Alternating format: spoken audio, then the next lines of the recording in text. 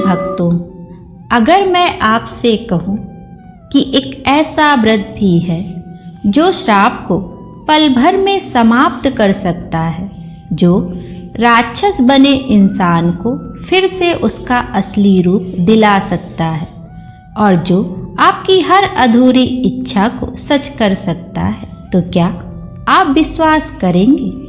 क्योंकि आज आप जिस कथा को सुनने जा रहे हैं वह कोई साधारण कथा नहीं, वह कामदा एकादशी के चमत्कार की कथा है।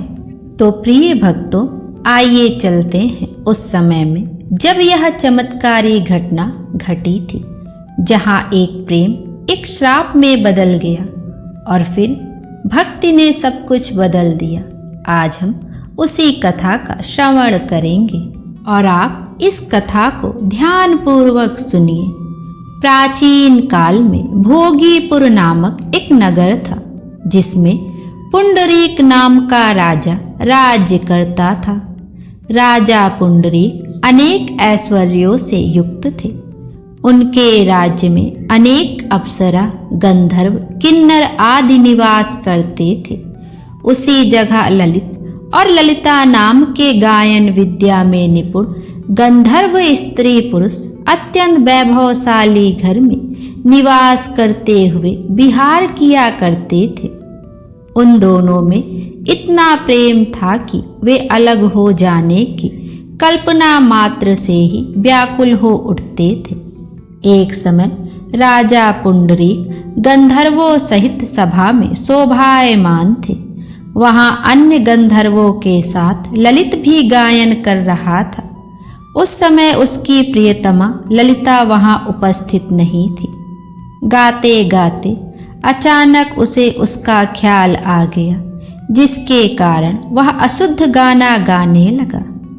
नागराज करकोटक ने राजा पुंडरीक से उसकी शिकायत की।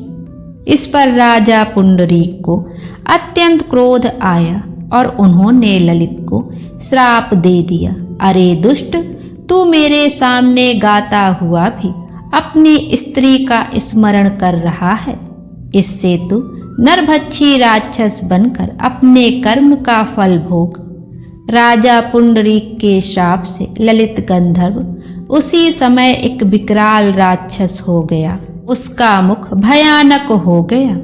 उसके नेत्र सूर्य चंद्र के समान प्रदीप्त होने लगे। मुंह से अग्नि निकलने लगी। उसकी नाक पर्वत की कंदरा के समान विशाल हो गई और वह गर्दन पहाड़ दिखाई देने लगी। उसकी भुजाएं 2-2 योजन लंबी हो गई। इस तरह उसका शरीर 8 योजन हो गया। इस प्रकार राक्षस हो जाने पर वह अनेक दुख भोगने लगा। जब ललिता को अपने प्रियतम ललित का ऐसा हाल मालूम हुआ तो वह बहुत दुखी हुई। वह अपने पति के उद्धार के लिए विचार करने लगी कि मैं कहाँ जाऊं और क्या करूं, कैसे अपने पति को नरक तुल्य कष्ट से छुटकारा दिलाऊं। वह राक्षस घोर वनों में रहते हुए अनेक प्रकार के पाप करने लगा। उसकी पत्नी ललिता भी उसके पीछे पीछे जाती और उसकी स्थिति देखकर विलाप करती रहती। एक दिन वह अपने पति के पीछे घूमते घूमते विंध्याचल पर्वत पर चली गई। उस स्थान पर उसने श्रृंगी ऋषि का आश्रम देखा। वह शीघ्र ही उस आश्रम में गई और ऋषि के सम्मुख जाकर दंडवत प्रणाम कर विनय भाव से प्रार्थना करने लगी। हे मुनि, मैं वीर धनवा नामक गंधर्व की कन्या ललिता हूँ। मेरा पति राजा पुंडरीक के श्राप से एक भयानक राक्षस हो गया है। उससे मुझको महान दुख हो रहा है। अपने पति के दुख के कारण ही मैं भी बहुत दुखी हूँ।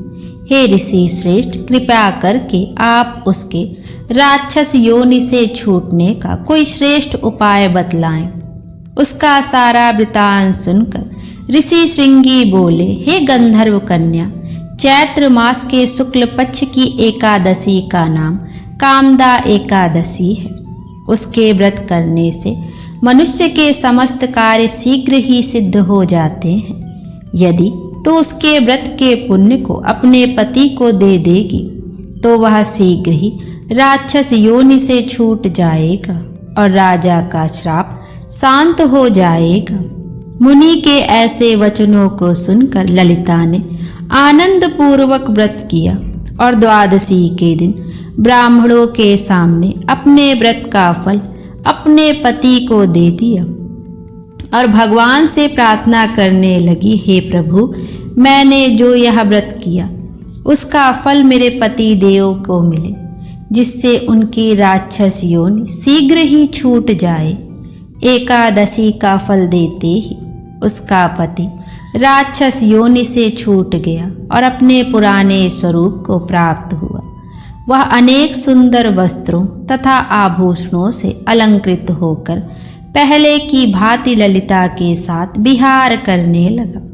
कामदा एकादशी के प्रभाव से वह पहले की भांति सुंदर हो गया और मरणों उपरांत दोनों पुष्पक विमान पर बैठकर स्वर्गलोक को चले गए। हे पार्थ, इस व्रत को विधि पूर्वक करने से समस्त पाप नष्ट हो जाते हैं। इसके व्रत से मनुष्य ब्रह्म हत्या इत्यादि के पाप और राक्षस आदि की योनि से छूट जाते हैं। संसार में इससे महान दूसरा कोई व्रत नहीं है। इसकी कथा व महात्म के श्रवण व पठन से अनंत फल प्राप्त होते हैं। इस प्रकार भक्तों, कामदा एकादशी व्रत के प्रभाव से एक भयानक श्राप भी समाप्त हो गया और भक्ति ने असंभव को संभव बना दिया।